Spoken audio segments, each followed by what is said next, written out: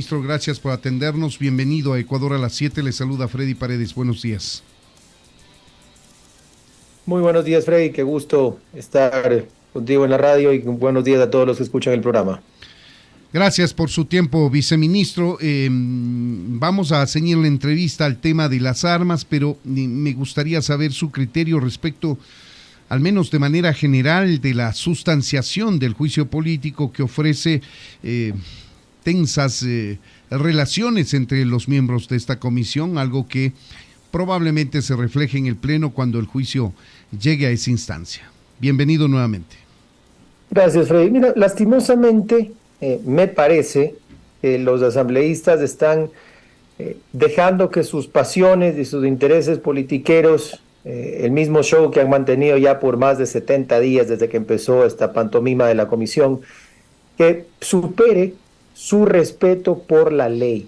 Y es ahí donde, te soy muy honesto, espero que la Corte Constitucional sea seria y responsable con su labor para que en este que es, ojo, el primer caso de juicio político contra un presidente de la República desde la Constitución de 2008, que debe marcar un precedente, porque esa Constitución, y ojo, que de paso lo hicieron los propios, con una gran mayoría del correísmo en ese momento, y la izquierda del país, que hoy ataca al presidente Lazo, digo, no hablo de toda la izquierda, pero hablo de esa izquierda apegada al correísmo que aprobó en Montecristi del 2008 esa Constitución, que si uno lee, ¿verdad?, los debates, es clara que lo que buscaba era dejar atrás estos elementos que algunos actores, incluso muchos que fueron parte de eso, ¿no?, se acostumbraron a poner y sacar presidentes como les daba la gana durante los 90 y inicio de los 2000, con lo que hoy todavía gritan como juicio político es solo político. Y lastimosamente el nombre se les quedó pegado en la cabeza, pero desde el 2008 y más aún con la Ley de Garantías Jurisdiccionales y de Control Constitucional, tenemos un procedimiento claro donde interviene la Corte Constitucional y donde el dictamen de esa Corte Constitucional es de obligatorio cumplimiento. Y la Corte ha sido extremadamente clara.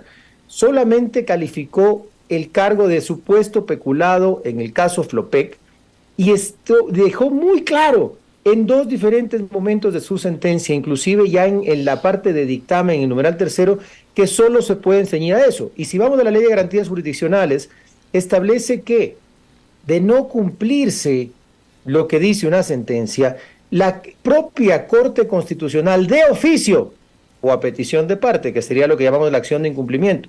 Pero me parece que una Corte Constitucional, en el primer caso contra un presidente de la República, que es tan importante para el Estado, no debería esconderse, sino hacer de manera responsable, directa y constante esa labor de seguimiento y cumplimiento de la sentencia de oficio, podrá ejecutar directamente las medidas necesarias para hacer efectiva su decisión. Acabo de leer el numeral cuarto del artículo 164 de la Ley de Garantías. Entonces, lo que yo espero es que más allá de la payasada que están prometiendo los asambleístas, porque eso es lo que están provocando ante los ojos del pueblo ecuatoriano, para colmo, y debo decirlo, puede ser un tema menor, pero créeme a mí, será porque soy un poco conservador, pero esto de que en juicio político lo manejen por Zoom, algunos desde la cama, es vergonzoso y una falta de respeto para el país. Generan estos incluso impases de ayer que se daban por malas conexiones. Espero, insisto, que la Corte Constitucional haga seguimiento, claro, y tome las medidas necesarias para que los asambleístas sigan el proceso de fiscalización que corresponde en derecho, pero bajo las normas. Y recordar que ya como pasó en el Consejo de Participación Ciudadana, donde la Corte destituyó a los consejeros por no hacer caso a sentencias constitucionales, ojalá la Corte se porte igual de seria, y si asambleístas pretenden hacer de este juicio, que es un procedimiento formal en derecho, no solo político, aunque su título así a veces lo indique, también, si es que rompen la ley, pues primero los sanciona y obliga a mantenerse dentro de la línea que establece la Corte, y si no, pues los expulse como corresponde. Y ojo que inclusive, si luego de la segunda no obedecen, cuidado, algún asambleísta vaya a caer en el delito de incumplimiento de orden de autoridad legítima. La piedra de tope, viceministro, es la singularización de la acusación que ha pedido la Corte Constitucional y a la que se va a ceñir el presidente de la respectiva comisión de fiscalización para que las acusaciones sean exclusivamente sobre el presunto peculado en el caso Flopec. Pero los legisladores, los acusadores en este caso, quieren incluir todas las acusaciones que formaron parte del pedido inicial de juicio político y aparentemente eso no puede ocurrir, al menos con este procedimiento de juicio político a un presidente de la República. Es correcto, Freddy. Y es más, lo peor de todo es que ni siquiera solamente están hablando de hablar de las, valga la redundancia, las otras acusaciones, sino que incluso algunos establecen este procedimiento de juicio político que, insisto, por más que se llame juicio político, realmente es destitución del presidente de la República dentro de este proceso, que está arreglado, no es la mamarrachada del 97, no es la mamarrachada de los 2000, tiene reglas claras. Y algunos lo han dicho abiertamente, ni siquiera están hablando de acusaciones formales, lo están tratando de implementar como una manera de evaluar la gestión del presidente. Pues como en mi opinión no hay medicinas, entonces se tiene que ir y vamos a votarlo por juicio político. Como en mi opinión no ha hecho suficiente en seguridad, hay que votarlo. Así no funciona un juicio político. Bueno, vale decir que esa es la costumbre. Vale decir que esa es la costumbre política en nuestro país, de poner todo lo que se encuentre en el paso, o sea, todo vale en el marco de un juicio político. Así solo se lo ha venido haciendo cuando se hace control político en contra de los secretarios de Estado, de los ministros. Correcto, y es que ahí es importante entender el modelo de la Constitución que tenemos. ¿Verdad? No es lo mismo el juicio político a los ministros de Estado, que de hecho tiene un artículo diferente en la propia Constitución, al juicio político al presidente. ¿Por qué? Porque los ministros de Estado son sujetos de libre remoción. Por lo tanto, el nivel de confianza, el nivel de legitimidad que tienen es menor al del presidente de la República, que es electo por la mayoría de los ecuatorianos. En un modelo de democracia presidencialista como el que tenemos, ese presidente es esencial dentro de la estabilidad democrática. No es lo mismo tampoco, que algunos lo han comparado, a las democracias parlamentarias europeas, donde el Parlamento solo hay unos ejercicios de levantar la mano y sacan a lo que se llama el primer ministro o el presidente del Parlamento. No es lo mismo, porque en nuestra estructura el presidente es electo por la mayoría de ecuatorianos. Por eso hay este reglamento y esta ley formal respecto de lo que dice la Corte. E insisto, esto es tan sencillo como el dictamen de la Corte Constitucional, que establece con claridad absoluta, primero, que solo el tercer cargo se califica. Segundo, que ningún otro cargo puede entrar. Y tercero, dice expresamente que dentro de nuestro modelo y marco legal no es del juicio político un ejercicio de evaluación de gestión. Viceministro, el Ejecutivo denunciará ante la Corte Constitucional a las prácticas de esta mayoría coyuntural. Estamos hablando ahora estrictamente dentro de la Comisión de Fiscalización, si es que no da paso a las pruebas solicitadas por el Ejecutivo, por ejemplo, y si por el contrario incluye pruebas que no hacen relación al tema específico del presunto peculado. Tomaremos todas las medidas legales que sean necesarias para garantizar, primero, que se cumpla la ley, y segundo, que el señor presidente tenga su derecho a la defensa. En efecto, por ahora todavía es un conflicto interno en la comisión, no quisiera adelantar criterios. Además, existe un abogado que ha sido contratado por el presidente para la defensa técnica. Sin embargo, estamos claros que utilizaremos todas las herramientas legales y políticas necesarias para garantizar que la ciudadanía conozca la verdad y que la Asamblea y los asambleístas finalmente puedan decidir en virtud de los hechos y del derecho, y no de caprichos partidistas. Son las 7 de la mañana con 18 minutos. Para quienes se incorporan a nuestra audiencia, estamos conversando con Mario Cubi. Él es viceministro de Gobierno. Analizamos el juicio político que está llevando su curso en contra del presidente de la República, momentáneamente dentro de la Comisión de Fiscalización, que es la encargada de sustanciar el mismo. Viceministro, hablemos del otro tema polémico que no termina de aclararse, y es el que hace relación al decreto emitido por el presidente de la República que permite la tenencia y el porte de armas de uso civil. Esta es una autorización muy general que requiere un reglamento que marque el procedimiento y que establezca una serie de acciones que desde el 2011, si no me equivoco, hasta cuando estuvo vigente la tenencia y porte de armas en el Ecuador, fue suspendido. En efecto, Freddy, mira, primero es importante, y usted lo ha dicho muy bien, pero lo voy a ratificar porque en ocasiones se ha confundido, incluso he visto en prensa internacional y no ha tocado ir corrigiendo. no existe libre porte de armas en el Ecuador. No hay libre porte de armas. Y es importantísimo porque quizás la principal herramienta de crítica que se ha gestionado al respecto es mira los casos en Estados Unidos.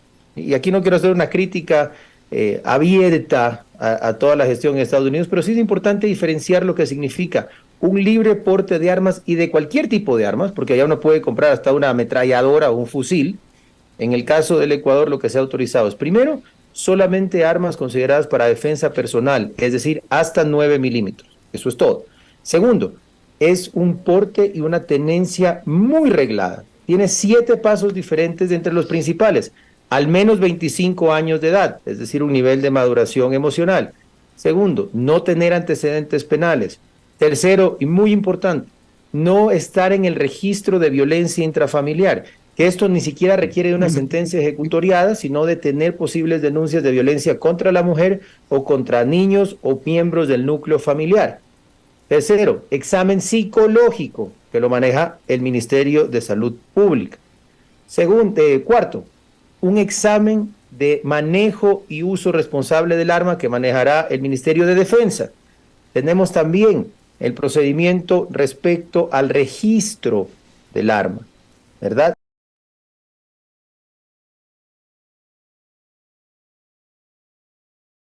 Tenemos también el registro de las huellas dactilares.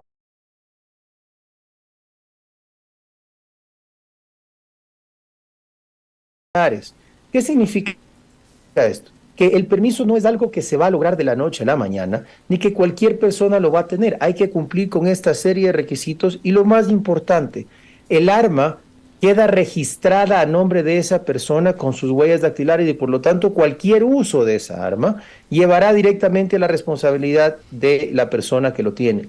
También es importante aclarar que en este sentido se ha tergiversado un poco el mensaje y se ha pretendido establecer que esta autorización, que parte esencialmente, primero, de la esencia constitucional y legal en el Ecuador, porque hay que entender que los ecuatorianos sepan que en el Ecuador siempre ha estado autorizada la tenencia y el porte recién se restringió por decreto desde el año 2011. Jamás en nuestra constitución o nuestra ley se ha prohibido la tenencia o el porte de armas de los ecuatorianos. Lo que se hizo fue restringir mediante un decreto del 2011 y recordar que estas ideas de hacer que solo el Estado tenga armas y que el ciudadano no puede ejercer su derecho a la defensa viene de la Rusia estalinista, ¿no? Es del leninismo, es de la Unión Soviética la que establece las primeras ideas para bloquear a los ciudadanos su derecho a la defensa. Segundo, que este elemento bajo ningún concepto pretende trasladar la responsabilidad del combate a la delincuencia a la ciudadanía. Falso. La ciudadanía tiene su derecho a la defensa, a tenencia o su porte de armas para, insisto, poder proteger su vida, su familia, su integridad física y sus bienes en un momento en el que lo considere necesario. Particularmente, pensemos en lugares alejados que hay muchos de nuestro país. Nuestro país es bastante amplio en distancias y no es factible quitar ese derecho. Sin embargo, bajo ningún concepto el Estado considera que quita su responsabilidad. Por eso en las próximas semanas se integran 8.500 nuevos policías a las calles, casi un 20% más de la fuerza policial. En el resto del 2013 entrarán 5.000 policías más. Continuamos trabajando en la reforma constitucional que exigimos a la Asamblea de manera responsable que trate estas reformas para que Fuerzas Armadas, que son decenas de miles de efectivos militares que ya están entrenados, que ya están equipados, que ya están armados, puedan salir a combatir. Es decir, nadie pretende que con esto el Estado no sea el que los proteja. En eso seguimos trabajando todos los días.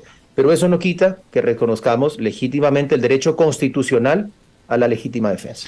Viceministro, pero además del decreto que ya fue emitido, no existe el mecanismo, el proceso para seguir instrumentando el mismo. Mire usted, los permisos de importación de armas tendrán que abrirse, eso todavía no se lo hace. Entendemos que los aranceles deberán bajar del 300% que se pusieron o estaban vigentes, no sé, hasta el 30%. Y todo el procedimiento deberá ser reglado para que el ecuatoriano que así lo decida pueda optar por los exámenes y el cumplimiento de requisitos que se establecen para tener y portar un arma. Efectivamente, Freddy, como todo proceso dentro del marco jurídico, así como se aprueba la ley, y una vez que está la ley, que es el marco principal, se baja al reglamento de la ley, y en ocasiones las entidades involucradas en la implementación de ese reglamento y de esa ley emiten resoluciones, acuerdos ministeriales, actos administrativos específicos. Entonces el decreto es el gran marco que restablece esa potestad y por lo tanto lleva a cada una de las entidades, en este caso el Ministerio de Defensa, el Ministerio de Salud Pública, el Comando Conjunto, que es el que finalmente va a emitir el permiso, a llevar estos protocolos y procedimientos específicos. Están todos en camino. De hecho, entiendo que el de Salud Pública es el más avanzado porque realmente es un examen psicológico con ciertos parámetros que ya se maneja para otro tipo de actividades dentro del país. Y finalmente, lo que se está trabajando de manera integral es la integración, valga la redundancia, de este registro en materia de huellas dactilares y del AFIS, que ya maneja la policía. ¿Cuándo cree usted que los ecuatorianos pueden optar por un permiso de tenencia y porte de armas? Les soy honesto, Freddy, no le quiero dar una fecha, porque son algunas entidades las que tenemos que trabajar, pero no debería pasar más allá de calculo yo, unas cuantas semanas que se articule esto. Luego, el tema de los impuestos ya está bajado. Los aranceles que mencionabas bajó del 300 al 30% el impuesto para la importación de armas hace un par de meses ya, pero efectivamente los procesos y trámites de importación, te decía, va el decreto, hay reglamentos, en este caso incluso SENAE, el Servicio de Aduanas, va a tener que ajustar ciertos procedimientos para el registro de importación. Ahora, muchas personas dicen que esto generó una bulla, puso en el debate al tema de las armas para ocultar, por ejemplo, o para dejar en segundo plano, mejor dicho, el asesinato del señor Cherres. ¿Cómo mira el gobierno? ¿Qué está haciendo el gobierno, viceministro, respecto del asesinato de este señor que formó parte de las denuncias iniciales en contra del presidente de la República y de la supuesta red de corrupción en las empresas públicas? Freddy, perdona, se me cortó en la mitad. ¿Me repites la pregunta? Que en muchos sectores sostienen que el decreto de tenencia y porte de armas fue una bola de ensayo que lanza el gobierno para evitar que se debatan temas relacionados con Cherres, por ejemplo. Ese asesinato del cual no se ha vuelto a saber, viceministro. ¿Qué ha conocido el gobierno respecto de este asesinato? Sí, bueno, primero, creo que es importante que la ciudadanía revise un poco los elementos que llevan hasta acá. El presidente de la República, incluso en campaña, habló abiertamente del tema de tenencia y porte de armas. Muchas veces con los ganaderos, con los agricultores, incluso se comprometió a llegar a este punto. El tema es que es un proceso que se tiene que manejar de forma responsable, con expertos internacionales, revisando los mecanismos y la estandarización. Por ejemplo, nunca en el Ecuador había este límite de los 25 años que se ha implementado por temas de maduración emocional. Entonces, no es cierto que se ocurrió un día y es una bola de ensayo. Es una de acuerdo que fue un tema de campaña. De acuerdo que fue un tema de campaña y por ello el Partido Social Cristiano, que está en oposición franca al gobierno, en este caso está de acuerdo, porque en campaña iban juntos. Pero ha pasado 2 años casi del gobierno del presidente Lasso y recién sale este decreto. El tema de inseguridad y todo lo venimos enfrentando desde el inicio del gobierno. En efecto, es un proceso que se toma con muchísima seriedad, que tomó largos y amplios debates, incluso no hay por qué negarlo, dentro del propio gobierno, no todos los actores estaban de acuerdo, sin embargo se evaluó las cifras, la estadística, el momento, la pertinencia para poder concretar esta realidad, que era una exigencia de varios sectores de la ciudadanía. Y sobre la consulta que hacía del tema Cherres, mire, para nosotros y sé que para la ciudadanía a veces es complicado porque quizás se acostumbraron a alguien que se creía el jefe de todo, pero nosotros sí respetamos de manera importante la separación de poderes y en este momento es un tema que está con el sector justicia. Con la Fiscalía General del Estado ya hemos ofrecido desde la Policía Nacional, que es nuestra competencia, todo el apoyo necesario y esperamos que se capture a los delincuentes culpables de este suceso. Sin embargo, como gobierno no podemos estar concentrados en uno u otro delito específico exclusivamente, sobre todo cuando ya se ha entregado todo al sector justicia, en este caso a la Fiscalía, que es la que debe continuar con el proceso de investigación y conforme haya indicios y conforme se encuentren nuevos resultados, pues que continúe el proceso y de nuevo, para nosotros es importante en este como en todos los delitos que se encuentren los responsables y que los jueces también de manera responsable dejen a los delincuentes donde corresponde, ¿no?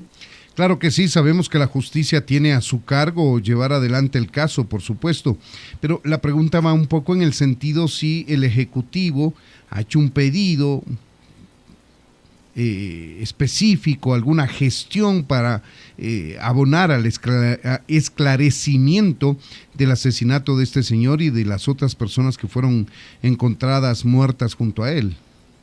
Entiendo la visión quizás desde comunicación, Freddy, pero que hay que tener mucho cuidado, ¿no? Si uno hace eso es injerencia en la justicia desde el sector ejecutivo. Si es que no se hace, es sospechoso, no quieren que se encuentre.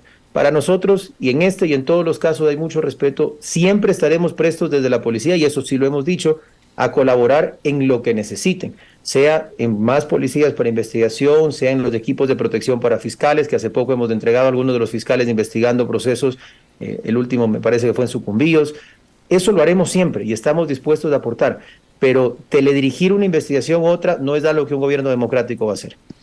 Pues bien, ahí tienen, amigos oyentes, son las expresiones de Mario Cubi, viceministro de Gobierno, dándonos el punto de vista del régimen respecto de dos temas fundamentales: la sustanciación del juicio político en contra del presidente de la República y este tema que no deja de ser polémico, está en pleno debate, que es el decreto que faculta la tenencia y el porte de armas en el país. Queremos agradecerle, viceministro, por habernos atendido.